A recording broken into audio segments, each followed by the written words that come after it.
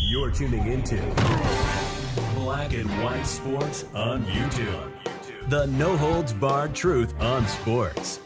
The main event starts. All right, Black and White Sports supporters. Well, last couple of days, been a little rough on the Browns, I'd say.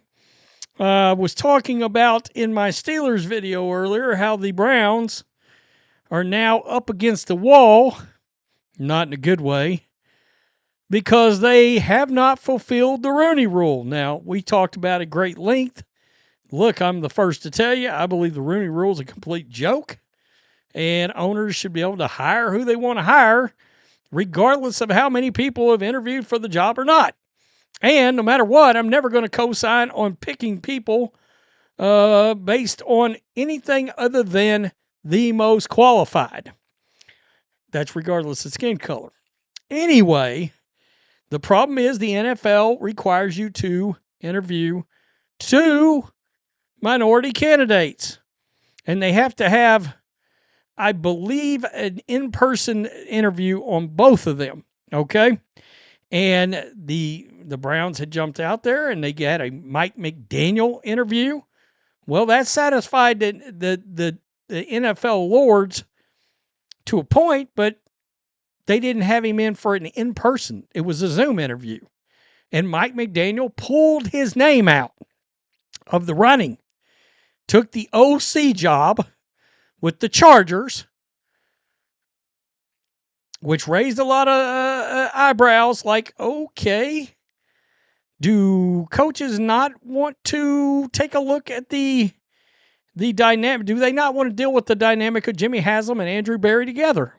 Once again, if you're going to fire Kevin Stefanski, Andrew Berry's ass would have hit the unemployment line too. All right, because it makes things complicated. John Harbaugh. You remember that odd 3 or 4 days in there where it was they're finalizing a deal and then all of a sudden that 3 or 4 days seemed awfully iffy? Well, it was about who is reporting to who. General manager John Harbaugh. How will they be reporting to the owner? You see, the good coaches, that shit matters. It does.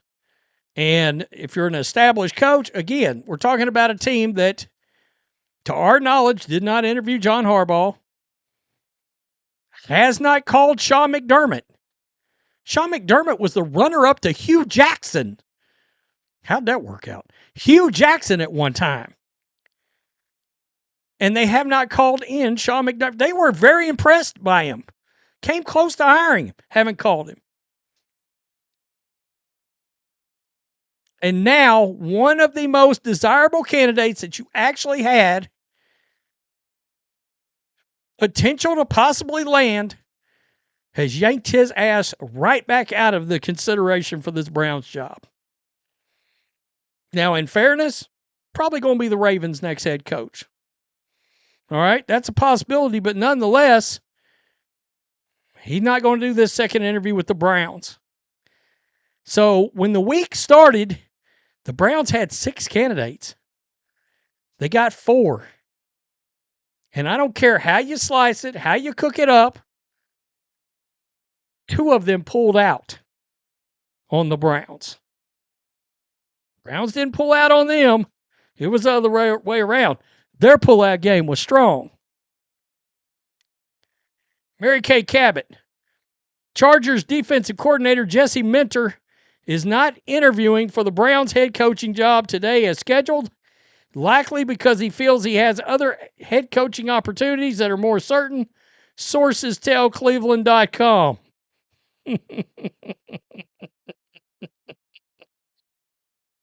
Yeah. Number one, what kind of money they paying?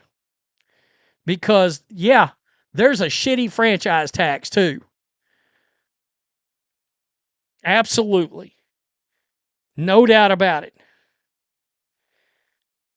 Of the job still open, Minter has been interviewed by the Cardinals, Raiders, Ravens. Some believe he'll be the next head coach of the Ravens.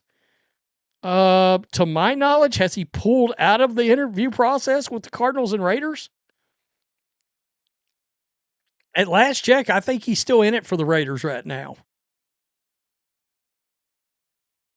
So the Raiders are more stable than the Brownies? Here's a fan who's fed up.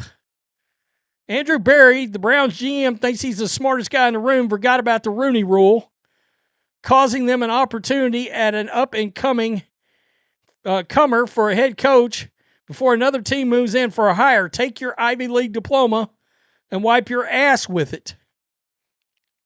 Well, not only that, but we've talked about the influence Andrew Berry had on the day-to-day operations, the roster day-to-day operations. It's one thing if you've got roster control. It's another thing to trade a guy's quarterback and not tell him. Look, Browns fans, I get it. You don't like Kevin Stefanski. If you think that's good business to trade a guy's quarterback and not consult him, it's not. Coaches care about that shit. The rest of the league cares about that crap. Once again, the rest of the league cared about you giving Deshaun Watson $230 million fully guaranteed, and they care about things like that. They also liked Kevin Stefanski, second coach off the board. Would have been the first without a top dog that just blasted into the market like John Harbaugh. It's organizational malpractice to not interview Sean McDermott here. It's organizational malpractice to not get your Rooney checklist out of the way first thing. And to my knowledge, I could be wrong, but I believe every other franchise has satisfied the Rooney rule already. And why is that? Because if you have a Jesse Minter into the building or somebody else, you have the opportunity to hire him on the spot. Grant Udinski is interviewing tomorrow. Do you know his stop afterwards? He's going to go to the Bills to interview. The Rooney rule is not satisfied. Meaning, if you love Grant Udinski and want to hire him, you don't have the ability to do so anymore. You cannot do it because you hadn't satisfied the Rooney rule. Wow. You would have thought, I mean, you're seeing it. What was the plan here for the Browns? Do we know what the plan was? Do they know what the plan was? You're going to get a guy as your head coach. I'm starting to believe that out of pure necessity, Jim Schwartz is about to be your next head coach. And frankly, if the Browns can keep Jim Schwartz in the building as badly as this gone, count yourself bleeping lucky. It sounds to me, I can't believe I'm going to say this. I cannot believe this is about to come out of my mouth. Sounds to me like Jimmy Haslam ought to get involved here in this coaching search. Maybe start swinging that D around in some big money. I don't know. What a mess. Jesse Minter, Mike McDaniel, out of the running in the matter of 48 hours. Tell me what you think. By the way, Browns fans destroying the Browns over Jesse Minter pulling out. Peace. I'm out. Till next time. Thanks for watching the show. Be sure to like, comment, and subscribe. Be sure to tune in next time on Black and White Sports.